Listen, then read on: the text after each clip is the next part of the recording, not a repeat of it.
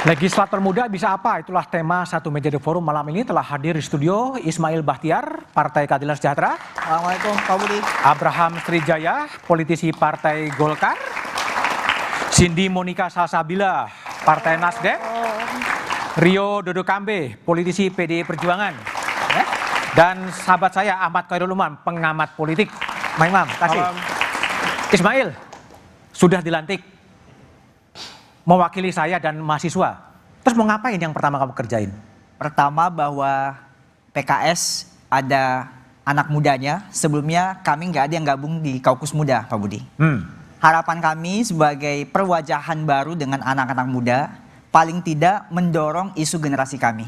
Bahwa anak-anak muda yang setara, anak-anak muda yang berdaya, anak-anak muda yang kemudian mampu berkontribusi untuk bangsa dan negara. 3 hal itu paling tidak mungkin kalau kita tarik kesimpulan, kami ingin mendorong bagaimana hadir konteks kebutuhan yang paling substansi paling tidak adalah bagaimana kebutuhan pendidikan terpenuhi. Anda sendiri mau ngapain ketika jadi anggota DPR? Pertama bahwa kehadiran kami tentu bisa mendorong makin banyak rancangan undang-undang yang berpihak kepada masyarakat. Mendorong sehingga anggaran itu kemudian tepat sasaran. Mendorong kemudian bagaimana evaluasi pemerintahan bisa kita perketat dengan kehadiran anak-anak muda. Oke, baik. Abraham, Anda lebih mewakili rakyat atau mewakili partai? Tentunya mewakili rakyat. Nah, kita sendiri sebagai anak muda secara umum yang kita ingin lakukan adalah mengembalikan kepercayaan publik terhadap DPR. Bagaimana caranya? Yaitu secara umum melakukan transparansi dan akuntabilitas. Jadi apa yang kita lakukan harus kita report kepada publik, termasuk pemasukan kita maupun terkait dengan rancangan undang-undang ke depan yang akan kita buat. Itu secara umum. Tapi apabila saya diberikan mandat oleh partai untuk dapat berkiprah di Komisi 3, tentunya secara detail kami ingin melakukan reformasi perundang-undangan agar nanti rancangan perundang-undangan ke depan ini tidak ada pasal yang saling tumpang tindih. Saling tumpang tindih. Lalu Anda mau di Komisi 3? Kepengennya begitu, Pak. Lalu saya juga ingin juga melakukan reformasi terhadap lembaga peradilan yang seperti kita ketahui hakim kita ini sekarang sudah tidak pernah naik gaji sejak tahun 2012. Dan bahkan Hakim Agung di Mahkamah Agung itu hanya ada 47, Pak. Sehingga setiap tahun. Tapi kan ditolak DPR waktu Komisi Yudisial kemarin. Ya itu proses yang kami tidak lalui. Belum. Kita kan barusan masuk 2 hari. Jadi kita berharap kehidupan para hakim di Indonesia ini bisa lebih baik. Dan tentunya yang ketiga yang kami ingin lakukan adalah reformasi terhadap pengawasan terhadap aparat penegak hukum. Baik. Cindy. Kalaulah Anda mewakili rakyat dan mewakili partai, kalau kemudian ada perbedaan antara rakyat dan partai, gimana Anda mau menempatkan diri?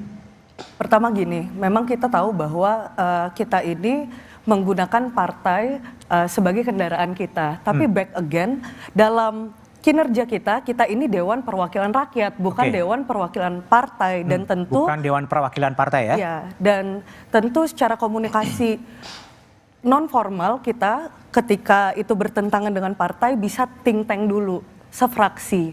Bagaimana ketika suara rakyat itu kita perjuangkan, nanti bertabrakan dengan partai kita berarti deal-dealannya di internal dulu. Jadi bisa berlawanan dengan Bang Surya Paloh gitu ya? Saya rasa ketua umum saya ini termasuk ketua umum yang sangat mendengar aspirasi dari kadernya sih. Jadi, mendengar dari kader atau mendengar dari atas? Mendengar dari kader. Gitu ya?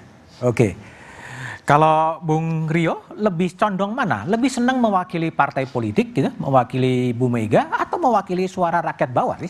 Ya, yang pasti kami di PDI Perjuangan itu harusnya tidak pernah bertentangan dengan masyarakat. Jadi tidak pernah ya? Tidak pernah. Jadi satu sisi kami sebagai caleg-caleg ataupun juga sekarang sudah jadi anggota DPR dari PDI Perjuangan pastinya diberikan ruang di partai kami untuk mensuarakan apapun yang memang menjadi keinginan dari masyarakat untuk nantinya bisa diakomodir oleh keputusan-keputusan partai yang nantinya harusnya selaras dengan apa yang diinginkan masyarakat. Terus yang pertama kali mau dilakukan oleh Bung Rio apa? Ketika sudah dilantik, masuk kepada komisi nanti mau ngapain terusan? Ya, saya pada saat saya berkampanye saya berjanji kepada konstituen saya yaitu di Sulawesi Utara bahwa saya akan memperjuangkan pembangunan yang merata sampai ke Indonesia Timur. Karena memang Sulawesi Utara ini... Ya, atau di DPR mau ngapain tuh? Pembangunan merata di Indonesia itu mau gimana? Kira-kira mau apa yang dikerjain? Ya, langkah politiknya? Kita akan mengarahkan politik anggaran yang tentunya berpihak kepada Indonesia Timur khususnya untuk daerah-daerah perbatasan. Karena memang Sulawesi Utara ini adalah bagian paling utara dari Indonesia, termasuk juga kalau kita sebut Miangas sampai Pulau Rote, itu Miangas itu ada di Sulawesi Utara. Oke. Yang kami inginkan. Mas Umam, ada komitmen-komitmen dari legislator muda. Apa yang Anda tangkap? Pertama saya ingin mengucapkan selamat ya kepada kalau ini saya bilang adik-adik, tapi Adik-adik. luar biasa. Mereka punya akselerasi Nih, capaian dalam konteks politik. Lulusan satu meja semua ini. Lulus 9 kita undang, 6 masuk, kecuali Rio. luar Kayak biasa. datang. Luar Alumni biasa. satu meja, Pak. Alumni satu meja. Tentu kalau sudah lulus satu meja itu berarti sudah sah itu. Dan saya ini di sini mentornya itu luar biasa. Dan begini bahwa kemudian politisi muda pasti akan ada sikap a priori dari publik, kemudian Sikap a priori. bahkan underestimate dan lain sebagainya. Tetapi dengan tadi disampaikan komitmen, saya pikir itu akan menjadi sebuah jawaban. Meskipun hasil dari jawaban itu tetap harus kita tes seberapa kemudian hal itu memiliki impact terhadap proses politik ke depan, terutama dalam proses legislasi. Tetapi kemudian beberapa data yang kemudian kita cermati, tentu ini menjadi sebuah realitas regenerasi politik yang cukup baik. Karena tadi disebutkan ada beberapa yang sampai 6 periode, 5 periode, dan lain sebagainya. Kalau kemudian kita merujuk pada data sejumlah lembaga think tank, Litbang Kompas juga kemarin menyampaikan bahwa setidaknya kalau misal kita ambil politisi muda yang masuk di komposisi saat ini, praktis ada sekitar 87 politisi muda. Dan yang 50 itu kebanyakan, artinya sekitar 57,5% itu terkait dengan politik dinasti. Artinya ini kemudian memunculkan pertanyaan publik bahwa jangan-jangan apakah kemudian ini nanti teman-teman menjadi representasi dari kekuatan rakyat, suara rakyat, ataukah akan tetap menjadi Korea-Korea yang kemudian menjalankan apa yang menjadi titah partai dan kepanjangan dari politik dinasti yang sebenarnya juga cukup problematik, terutama dalam konteks rekrutmen politik di level kaderisasi yang sebenarnya menghambat di level itu. Tapi kita ini yang harus- kemudian perlu dijawab dengan cermat oleh Kita teman-teman. harus optimis ya, awalnya harus optimis, kita beri waktu 100 hari gitu. Maksud Mas BDM awalnya harus optimis itu berarti endingnya ada kemungkinan pesimis ya? Oh iya, pasti kan. Biasa. Akan menjadi begitu gitu. Iya, artinya ini menjadi sebuah tes yang betul-betul tidak bisa dianggap sebelah mata. Dan ini adalah sebuah pertaruhan gagasan, pertaruhan pride kita sebagai politisi terutama.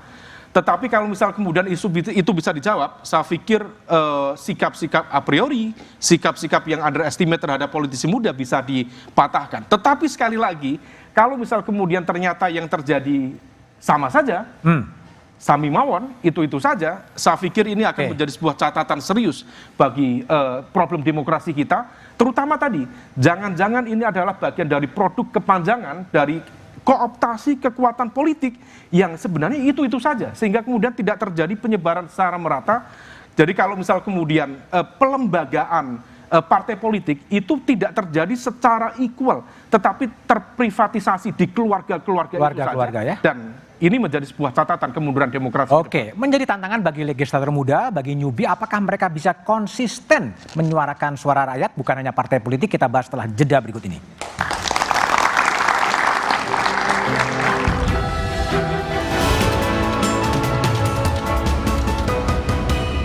.580 anggota Dewan Perwakilan Rakyat telah resmi dilantik. Di antaranya para anggota legislatif berusia muda. Mereka diharapkan bisa